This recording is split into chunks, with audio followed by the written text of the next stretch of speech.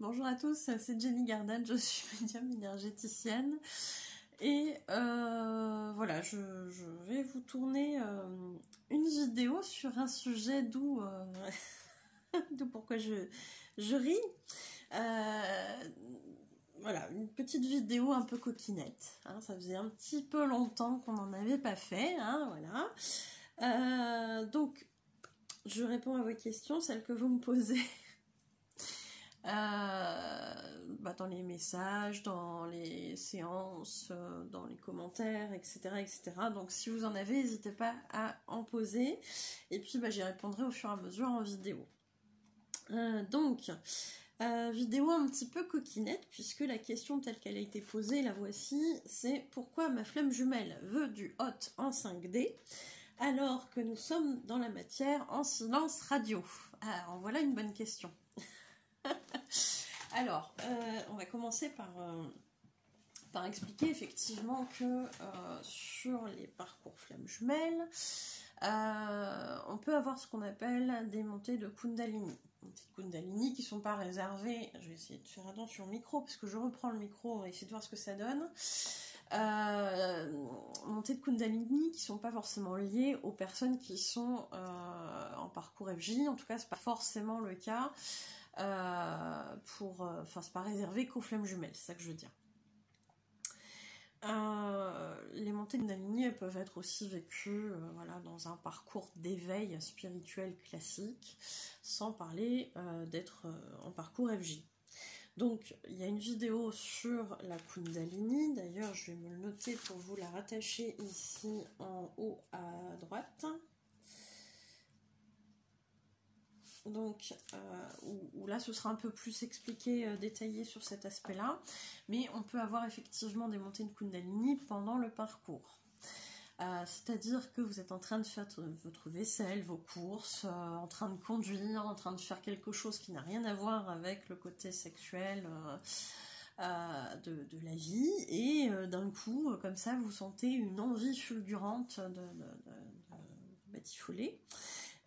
Il est fort probable effectivement que vous ressentiez quelque chose qui est envoyé par votre flamme jumelle. Alors, on s'emballe oui et non, parce que c'est une envie qui est peut-être pas forcément consciente déjà d'une chez votre flamme jumelle, et pour peu qu'il en ait conscience, c'est pas forcément qu'il va vous l'envoyer. Hein, voilà. Donc, voilà. On se calme. Hein. On a des flammes jumelles effectivement qui sont conscientes de ce lien chez les deux parties et qui vont être conscients qu'on peut ressentir des choses, que ce soit des émotions, la tristesse, la colère, du bonheur, etc. Et aussi des montées de Kundalini quand de l'autre côté il y a une envie particulière à ce niveau-là. Et qui vont peut-être s'amuser à jouer avec ces choses-là, ça peut arriver. Mais les 3/4 du temps, c'est pas forcément conscient, mais l'autre personne, le chaser souvent, puisque c'est souvent lui qui est conscient de ce qui se trame au niveau du parcours, va ressentir ces montées de Kundalini. Et ça peut être très surprenant en fonction du contexte dans lequel ça arrive. Hein. Moi j'ai en consultation des personnes qui m'ont dit bah ouais mais c'était pas le moment, moi j'étais en train de travailler. Bah oui, effectivement, c'est pas le moment dans ce contexte-là, mais dans d'autres contextes aussi ça peut être très gênant. Donc on a ce phénomène-là qui existe chez les flammes jumelles. Ce sont des montées comme ça de désir qui peuvent être assez costauds, assez fortes, et qui peuvent être vécues par le chaser en l'occurrence, parce que c'est souvent lui qui est conscient du phénomène, comme étant parfois agréable et parfois un peu moins agréable, surtout quand on est dans une phase où on n'a pas forcément envie de ces choses-là, avec sa flamme jumelle. Donc ça, c'est toujours pareil que dans la réalité, c'est-à-dire qu'à partir du moment où vous, ce n'est pas votre souhait, l'autre en face, il n'a pas à vous imposer quoi que ce soit. Donc c'est pareil dans l'énergie, c'est la même chose. C'est-à-dire que si votre flamme jumelle, elle est en chaleur, que c'est du costaud de son côté, voilà, hein, c'est lui ou elle que ça regarde, et que si vous n'êtes pas dans ces dispositions-là, que vous n'en avez pas envie, c'est pareil, vous coupez en fait, hein, tu te débrouilles. Voilà. C'est comme dans la matière, c'est pareil, c'est comme dans la réalité, dans une relation normale. Voilà, l'autre n'a pas à vous imposer ses envies. C'est parfois délicat pour le chaser qui lui est en demande de ce contact-là. Alors, contact en général, pas forcément que sur cet aspect de désir, etc. Mais ça peut être un peu compliqué quand le chaser il n'a pas encore mis ses limites, etc. Parce qu'il est en recherche d'un contact avec son runner et que bon, on a cette notion de si ça peut aider, pourquoi pas, à ce qu'il me recontacte ou des choses comme ça, mais non en fait, hein, mais non. Il y a une période sur le parcours, effectivement, c'est une façon pour le runner de se nourrir aussi, sans forcément qu'il s'en rende compte. Donc voilà, à un moment donné, il faut mettre des limites aussi du côté du chaser. Et ça, vous le ferez naturellement, c'est-à-dire qu'à un moment donné, la 5D, c'est bien gentil, mais la vie réelle, elle se passe là, en fait, hein, dans la matière, et se contenter de la 5D, c'est à mon sens pas forcément la vie. On nous demande d'expérimenter les deux, hein, mais la vie concrète, elle se fait dans la matière. Donc pendant un temps, même si vous avez envie de cette 5D, peu importe la forme qu'elle prend, hein, bien évidemment, pourquoi pas, si ça vous convient. Par contre, à un moment donné, vous risquez de vous lasser, de vivre que dans cette illusion de la 5D. Et quand je dis illusion, c'est par rapport à la matière, hein, attention. C'est pas dans un autre sens. Donc voilà ce qui peut en être. Par rapport à la question, on va y revenir. Donc pourquoi ça se passe comme ça? Pourquoi mon runner il m'envoie du hot? Parce que c'est souvent dans ce sens-là. Alors que dans la matière, on est en silence radio, il n'y a pas de contact, il n'y a pas d'appel, il n'y a pas de on se voit pas, on se croise pas, etc. etc. Pourquoi? Parce que sur le premier temps du parcours, le runner il va être beaucoup en demande de cette énergie, en fait. L'énergie sexuelle, c'est une énergie qui est très puissante. Donc forcément, pour moi, elle est liée à l'énergie de vie, hein, c'est l'énergie de vie. Donc cette énergie-là, elle est très nourrissante. Donc il va se nourrir comme ça de l'énergie de son chaser, parce que c'est comme ça, parce que le runner il va aussi chercher à l'extérieur cette énergie, parce qu'il se fait pomper son énergie par beaucoup de tierces en général sur les premiers temps du parcours. Donc comme le chaser il est là, vas-y je t'en donne en espérant que ça amène quelque chose, et puis finalement non, ça n'amène rien, puisque le chaser doit aussi apprendre à se respecter soi, et se respecter soi, ça inclut aussi de garder son énergie pour soi. Et bien à un moment donné, le chaser il va dire je coupe le robinet, tu te débrouilles, tu as une possibilité aussi d'avoir ton énergie, de la garder pour toi, donc plutôt que de la distribuer à des tierces qui en feront pas forcément bon usage, garde la tienne, hein, fais comme moi, tu gardes la tienne et tu verras que ça va bien se passer. Bon, c'est des choses qui se font au fur et à mesure du parcours. Donc c'est vrai que dans un premier temps, sur le parcours, ça peut être une façon pour le runner de se nourrir au niveau énergie. Ça peut être aussi, dans certains cas, un rapprochement. Hein. Ça peut être une façon pour le runner de se rapprocher, notamment dans des moments de silence. C'est-à-dire que son âme, son corps astral, va faire en sorte, effectivement, de se rapprocher du corps astral du chaser, qui lui va sentir, au niveau de tout ça, hein, puisqu'il est très réceptif aussi à tout ce qui se passe au niveau des énergies, eh bien il va sentir qu'il se passe quelque chose, il va sentir qu'il y a un appel de l'autre d'une certaine façon.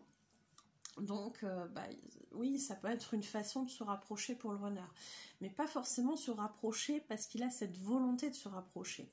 Ça peut être un rapprochement parce que dans l'énergie il y a besoin de ce contact, et ça se fait notamment sur la deuxième partie de parcours où le chaser il est bien avancé sur sa complétude, le runner il part en nuit noire de l'âme.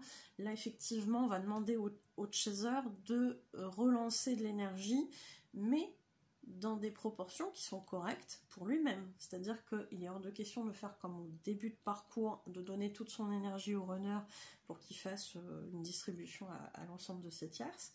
Là, on va lui donner en conscience de l'énergie de façon à ce que ça lui file un petit coup de pouce pour ce qu'il est en train de vivre, parce que c'est compliqué, mais de notre côté, on garde aussi notre énergie pour nous, parce qu'on en a besoin.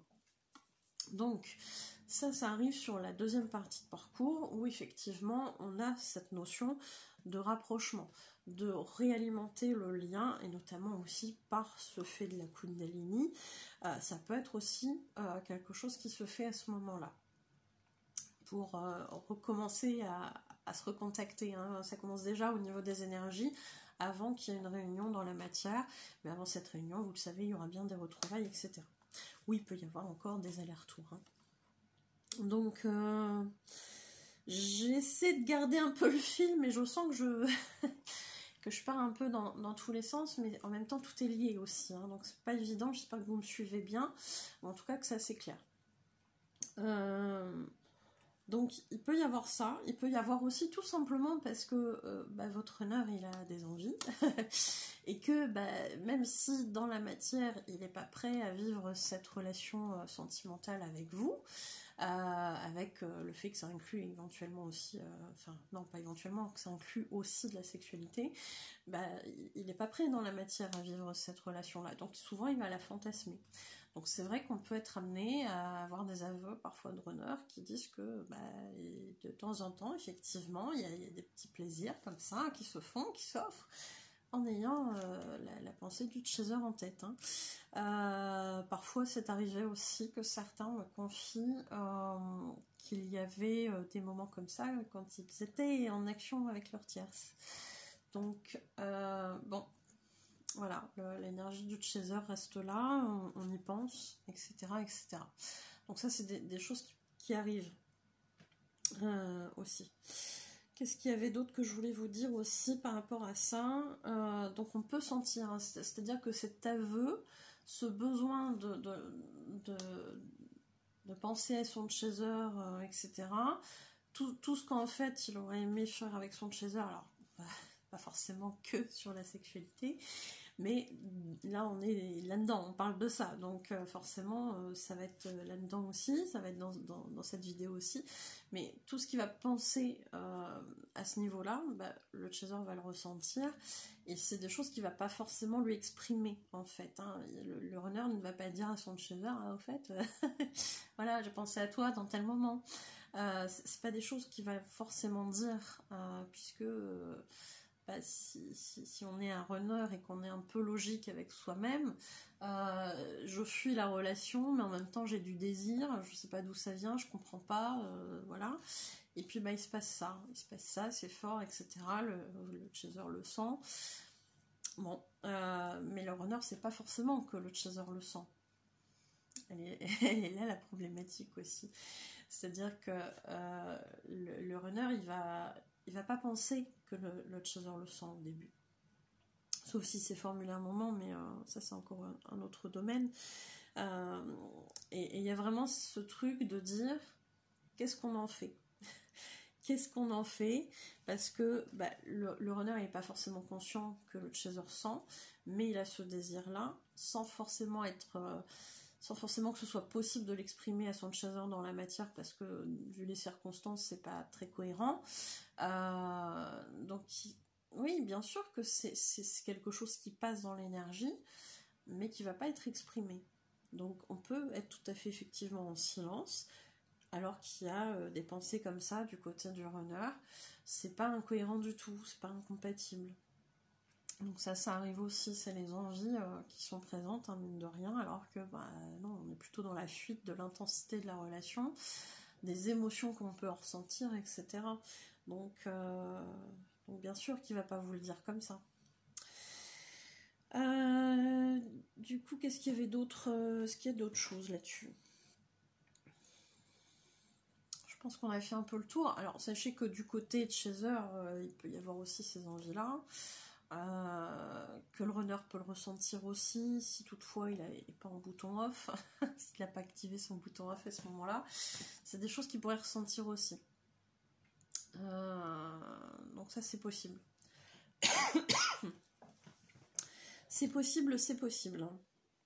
Mais là, on parle surtout des runners parce que ils savent pas forcément consciemment ce qui se passe à ce moment-là. Pardon. Donc, j'espère que ça aurait répondu à la question. Et puis, j'espère aussi que c'est pas trop fouillis. J'espère que j'ai été claire. Si je le suis pas, vous me le dites en commentaire. Je corrigerai ça dès que possible. Voilà, voilà. N'hésitez pas à partager, commenter, liker, etc. Ça fait du bien à la chaîne. Ça permet aussi qu'elle soit proposée à d'autres personnes pour les aider sur leur parcours. En tout cas, je vous remercie de m'avoir écouté et je vous souhaite une belle journée, une belle soirée. Je vous dis à bientôt et prenez soin de vous.